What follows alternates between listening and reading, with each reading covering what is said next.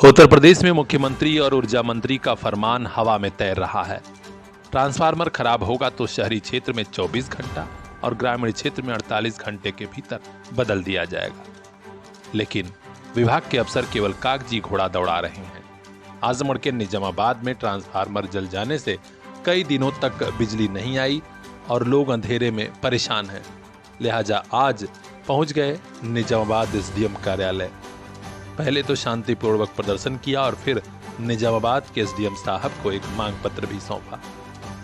ग्रामीणों के साथ मौजूद भारतीय कम्युनिस्ट पार्टी के जिला मंत्री जितेंद्र हरि पांडे एडवोकेट ने कहा कि कई गांव अंधेरे में डूबे हैं। ट्रांसफार्मर कई दिन पहले जला था। ऑनलाइन से लेकर ऑफलाइन तक शिकायत दर्ज कराई गई, फिर भी बिजली आज तक नहीं आई। खासकर परसहा में पांडे और मौर्य मोहल्ले की स्थिति बेहद दयनीय हो गई है। हमारे गांव में और मोहल्ले में एक ट्रांसफार्मर 17 तारीख से जला पड़ा है। 18 तारीख को विद्या देवी पत्नी गिरिराज के नाम से ऑनलाइन शिकायत एसडीओ निजामाबाद के कार्यालय को भेजी गई और शायद जेई से फोन पर बात भी हुई और तब से लेके अब तक लगभग एक सप्ताह बीतने को है। 17 तारीख से 18 तारीख से लेकर के आज 22 नवंबर तक न जले ट्रांसफार्मर को उठाया गया, न नए ट्रांसफार्मर की कोई व्यवस्था की गई। हम आक्रोशित होकर अंधेरे में जीने को विवश हैं और आज उप जिलाधिकारी निजामाबाद के यहाँ उनसे आप बीती बताया है और लिखित एक प्रार्थना पत्र दिया है कि शासन की मंशा है कि ग्रामीण क्षेत्रों में अगर कोई ट्रांसफार्मर जला है तो 2 दिवस के अंदर 36 से लेकर 48 घंटे के अंदर, शहरी क्षेत्र में ट्रांसफार्मर जला है तो 24 घंटे के अंदर उस नए ट्रांसफार्मर की व्यवस्था की जानी चाहिए और विद्युत व्यवस्था की बहाली की जानी चाहिए। लेकिन यहाँ एक हफ्ते से ट्रांसफार्मर जला पड़ा है, उसकी कोई सुध लेने वाला नहीं है और उसका ज्ञापन हमने उप जिलाधिकारी महोदय को दिया है और यह कहते हुए कि अगर अब भी 1-2 दिन के अंदर उस ट्रांसफार्मर की व्यवस्था नहीं की गई तो एसडीओ ऑफिस निजामाबाद के सामने हम धरना प्रदर्शन और आंदोलन करने को मजबूर हो गए।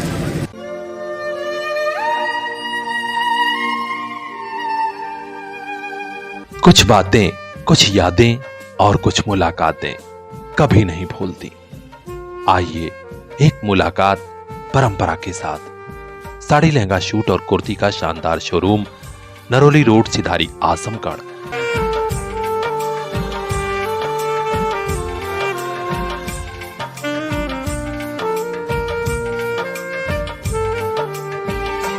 परंपरा, एक बार आइए, आपको भी प्यार हो जाएगा। अब देखना है कि विभाग के अफसर जागते कब हैं और बिजली आती कब है। हर अपडेट हम आप तक पहुंचाएंगे। खास खबरों के लिए बने रहिए हमारे साथ, देखते रहिए पीआर इंडिया न्यूज़।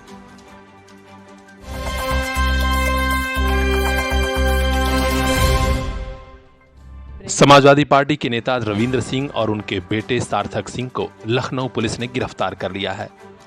एक दिन पहले ही एडिशनल एसपी श्वेता श्रीवास्तव के बेटे नमिश की सड़क दुर्घटना में मौत हुई थी।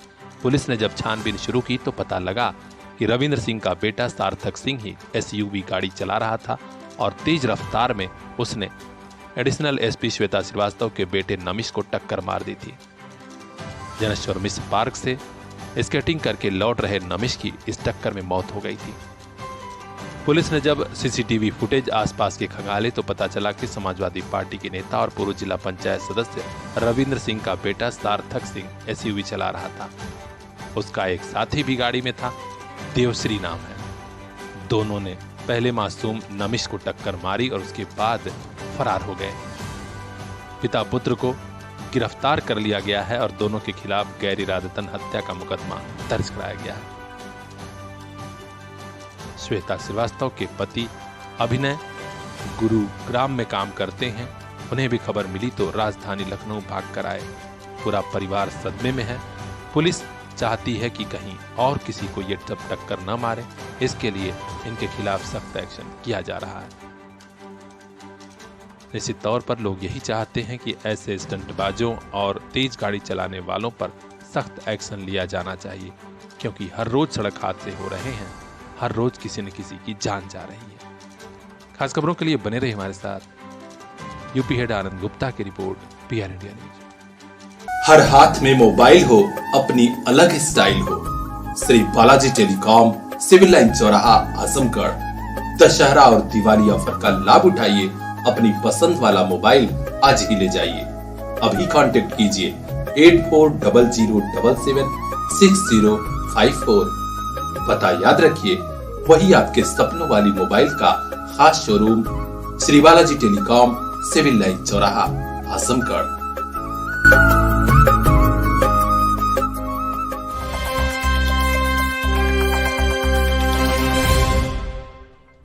मुस्लिम विवाह को लेकर 3 तलाक और हलाला जैसी प्रथाओं पर बवंडर मचा था कई महीनों तक, क्योंकि सरकार इसमें दिलचस्पी दिखाने लगी थी। इसमें तमाम तरह के आरोप प्रत्यारोप लग ही रहे थे कि अब एक नया मामला हलाल का पहुंचा है। जी हां, बड़े ही गोपनीय तरीके से हलाल प्रमाणन दे रही थी कुछ कंपनियां और कुछ मौलाना। अब योगी सरकार को पुख्ता जब रिपोर्ट मिल गई तो उन्होंने आदेश पारित किया है कि हलाल प्रमाणन का काम कोई भी संस्था या व्यक्ति नहीं करेगा। अगर ऐसा किया हुआ खाद्य पदार्थ व अन्य सामान बिकेगा तो जब्त किया जाएगा, कार्रवाई होगी। फरमान आया तो तुरंत पूर्वांचल के कई बाजारों में आज खाद्य सुरक्षा और औषधि प्रशासन की टीम धमक पड़ी है। आजमगढ़ में मुबारकपुर व कई बाजारों में छापेमारी हुई, जहां मुबारकपुर स्थित इरमा ट्रेडर्स, अमिलो स्थित किराने की दुकान और अंबारी फूलपुर स्थित किराने के प्रतिष्ठानों पर सघन चेकिंग हुई। यहां कई सामान मिल भी गए जिस पर हलाल प्रमाणन युक्त सूचनाएं दर्ज थी। कुछ सामान जब्त किया गया और सख्त दिशा निर्देश दिया गया है कि अगर ऐसा आगे पाया गया तो सख्त कार्रवाई होगी। तकरीबन 6,480 रुपए के सामान जब्त भी कर लिए गए हैं। अब आइए जान लेते हैं कि हलाल प्रमाणन है क्या। दरअसल ये मुस्लिम समुदाय से जुड़ा मामला है। कुछ संस्थाएं हैं जो हलाल प्रमाण देती हैं कि फला सामान ये हलाल है, इसका उपयोग आप कर सकते हैं, और कौम के लोग इसका फरमान मानते भी हैं और वही सामान यूज करते हैं। अब सरकार की नज़र पड़ी है तो कहा कि ये कहां से नया कानून, नया से नियम चल रहा है। यही वजह रही कि ऐसे लोगों के खिलाफ आदेश और बाकायदे अधिनियम जारी कराया गया है। आज हुई छापेमारी वाली टीम में खाद्य सुरक्षा अधिकारियों में श्री राम बुझामन चौहान, अंकित कुमार सिंह, राकेश कुमार शुक्ला, कीर्ति आनंद, लालमणि यादव, अमरनाथ, श्री प्रेमचंद, संजय कुमार सिंह समेत अन्य अफसर मौजूद रहे। अब देखना है कि इसका आगे और क्या असर होता है। खास खबरों के लिए बने रहिए हमारे साथ, देखते रहिए PR India news.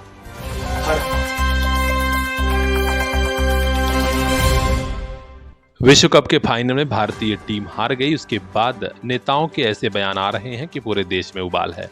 Congress party के बड़े नेता राहुल गांधी ने पनौती वाला बयान दिया, जिसके बाद अब सुहेल देव भारतीय समाज पार्टी के राष्ट्रीय अध्यक्ष ओम प्रकाश राजभर ने राहुल गांधी को ही निशाने पर ले लिया।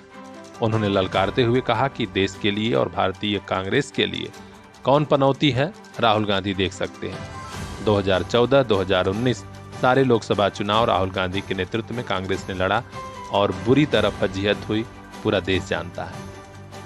हम आपको बता दें कि राहुल गांधी ने पनौती वाला बयान दिया था, उनका इशारा प्रधानमंत्री जी की तरफ था, लेकिन अब उन्हीं के खिलाफ लोगों ने ललकारना शुरू कर दिया। इसमें ओम प्रकाश राजभर सबसे आगे हैं। अब देखना है कि आगे और क्या होता है। हर अपडेट हम आप तक पहुंचाएंगे। खास खबरों के लिए बने रहिए हमारे साथ, देखते रहिए PR इंडिया न्यूज।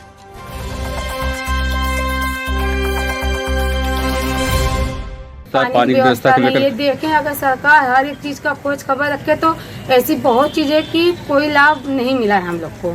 मान लीजिए नाली है, पानी है तो है, ऐसी बहुत चीजें जो गरीब घर है, जिसका आवास नहीं है, जिसका रहने की जगह नहीं है, सरकार इतना सुविधा दे रहा है कि नहीं घर घर आवास दो, तो क्या हो रहा है। रास्ता, पानी, नाली और शौचालय, ये बुनियादी जरूरतें सरकार हर घर पहुंचाने का प्रयास कर रही है। करोड़ों का बजट पास हो जाता है, लेकिन हकीकत के आईने में एक तस्वीर कैसी है, इसे जानने के लिए आइए चलते हैं आजमगढ़ जिले में रानी की सराय के बेहटा गांव में।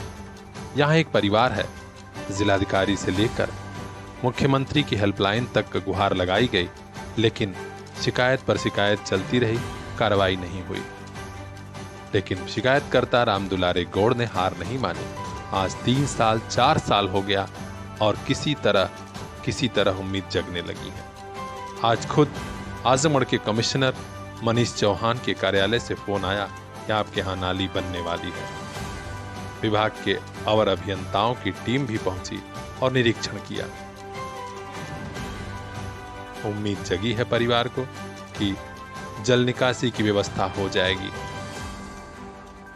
गरीब इलाके के ये गांव आज भी बुनियादी जरूरतों की बाट जो रहे हैं। पीआर इंडिया न्यूज की टीम जब गांव में पहुंची तो परिवार ने क्या कहा वह भी सुनिए। ब्लॉक रानी की सराय ग्राम बेटा की समस्या को लेकर क्या कहना चाहेंगे? यही हम सरकार से यही निवेदन है कि हमारे जो है कि बेहटा गांव का विकास करें। जो भी सरकार के तरफ से सुविधा है हमें वो दें।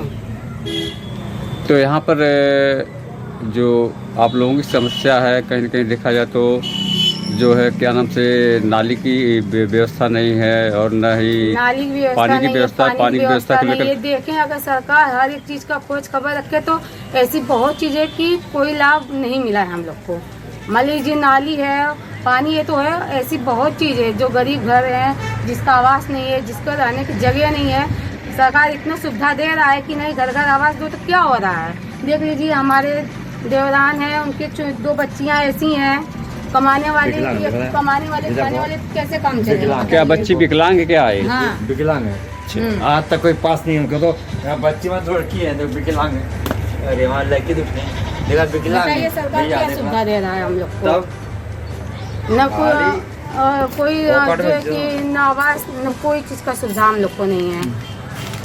तो हमारा सरकार से यही निवेदन है कि जो भी सुविधा सरकार ने दिया है वो हम लोग को मिले और यहाँ का विकास करे गाँव का हम लोग। कल यहाँ पे पता चला कि जेई साहब भी आए हुए थे। जी आए थे। तो जेई साहब से आप लोगों को क्या आश्वासन मिला? अब जेई साहब से तो यही मिला कि 2-4 दिन में सोख्ता बनवाएंगे हमारे पास घर पे। अब फिर इसके आगे देखिए क्या करते हैं वो। तो आगे आप लोग शासन प्रशासन से क्या चाहती हैं? जो आप लोगों की समस्या, कहीं नाली की समस्या है, कहीं पानी की समस्या है, तो नाली पानी की समस्या लेकर शासन प्रशासन से क्या चाहती हैं? यही चाहते हैं कि जो हमारा समस्या है उसका हल किया जाए। सरकार से यही निवेदन है कि जो भी अगर सरकार सुविधा दे रही है उसका हम लोग को लाभ मिलेगा, तभी तो हम जानेंगे कि हाँ सरकार से हमें ये सुविधा है। जब नहीं मिलेगा तो हम क्या जानेंगे। सरकार तो कहती है हम सरकार तो कहती है कि हम गरीबों के लिए जो है काफ़ी सहयोग करते हैं, हर चीज़ की सुख सुविधा गांव में देते हैं, लेकिन आप कह रहे हैं कि जो हमें हमारे ग्राम बेटा में किसी चीज़ की सुविधा नहीं है। तो इसके लिए आप माननीय मुख्यमंत्री जी से क्या कहना चाहेंगे? निवेदन हम उनसे यही निवेदन है कि जो भी वो सुविधा दे रहे हैं तो उसका लाभ हम लोग को मिलना चाहिए। अगर लाभ मिलेगा तभी तो उनका नाम होगा।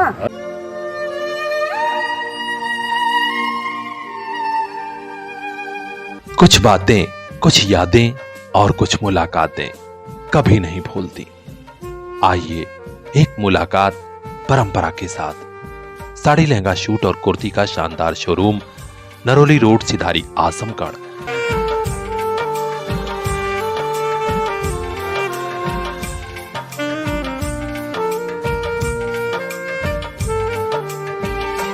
परंपरा, एक बार आइए, आपको भी प्यार हो जाएगा। आखिरकार एक तरफ जहां प्रधानमंत्री नरेंद्र मोदी के नेतृत्व में विकसित भारत की संकल्प यात्रा निकाली जा रही है, कहा जा रहा है कि हर विकास हर तरफ पहुंचा है, वहीं आखिर इन गांवों पे साथ उपेक्षा क्यों? सबसे गहरी बात यह कि सरकार तो चाहती है विकास हो जाए, लेकिन कई विभागों के जो निचले स्तर के कर्मचारी हैं वही नहीं चाहते। ग्राम पंचायतों में कैसा हाल है, ब्लॉक पर क्या हाल है और तहसील में क्या हाल है, यहीं से सब चौपट हो रहा है। बेटा गांव के रामदुलारे गौड़ और परिवार के अन्य लोगों ने कहा है कि योगी जी या मोदी जी जो भी योजनाएं चला रहे हैं उनकी मॉनिटरिंग हो और देखा जाए कि आखिर चूक कहां हो रही है, कौन से विभाग के भ्रष्ट अधिकारी कर्मचारी जनता के साथ अन्याय कर रहे हैं। अगर ये पहल होती है तो निश्चित तौर पर कुछ ऐसे अधिकारी कर्मचारी बेनकाब होंगे जो न सिर्फ फर्जी रिपोर्ट लगा रहे हैं कि समस्या का समाधान हो गया, बल्कि सरकार द्वारा दिया जा रहा पैसा और योजनाओं का लाभ उन तक पहुंचने भी लगेगा। फिलहाल परिवार आजमगढ़ के कमिश्नर मनीष चौहान की पहल से खुश है और उम्मीद कर रहा है कि जल्द ही इस घर को जल निकासी की व्यवस्था, पेयजल की व्यवस्था और शौचालय जैसी सुविधाएं मिल जाएंगी। खास खबरों के लिए बने रहिए हमारे साथ। ब्यूरो चीफ अजय कुमार की रिपोर्ट, PR इंडिया न्यूज।